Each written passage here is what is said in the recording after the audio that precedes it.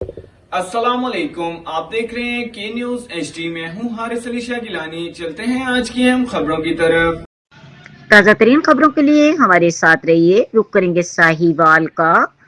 साहिवाल में गैर रजिस्टर्ड और गैर कानूनी हाउसिंग कॉलोनियों की इश्तहारी मुहिम ने शहरियों और समाजी हलकों में शदीद तशवीश पैदा कर दी है। बड़े बड़े साइन बोर्ड, डिजिटल स्क्रीनिंग्स और केबल नेटवर्क्स पर इनके गैर कानूनी कॉलोनियों के इश्तहारात का खुलेआम चलना जिला कौंसिल और म्यूनिसिपल कॉरपोरेशन समेत मुतल्लका इदारों की कारकर्दगी पर एक बड़ा सवालिया निशान बन गया है।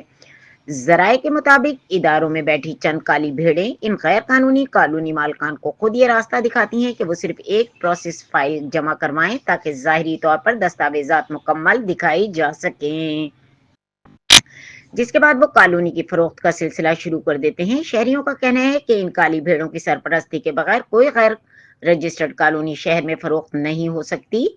मजीद इंकशाफ हुआ है कि बाद सियासी और समाजी शख्सियात भी इन कॉलोनी माफियाज के साथ मिली हुई हैं, जिनकी पुश्तपनाही के बायस दूसरे अजला से आने वाले गैर कानूनी कॉलोनी मालकान साहिवाल में आकर प्लॉट्स फरोख्त करते हैं, करोड़ों रुपए समेट कर गायब हो जाते हैं, जबकि सादा लोग आवाम अपनी जमा पूंजी गंवाकर इदारों के दरवाजे खटखटाने पर मजबूर रह जाते हैं। शहरियों और अवामी नुमाइंदों ने मुतालबा किया है कि अगर इंतजामिया वाकई अवाम के साथ है तो फौरी तौर पर तमाम गैर कानूनी और गैर रजिस्टर्ड कॉलोनियों के इश्तहारात, साइन बोर्ड्स और डिजिटल स्क्रीन एड्स पर पाबंदी आयद की जाए।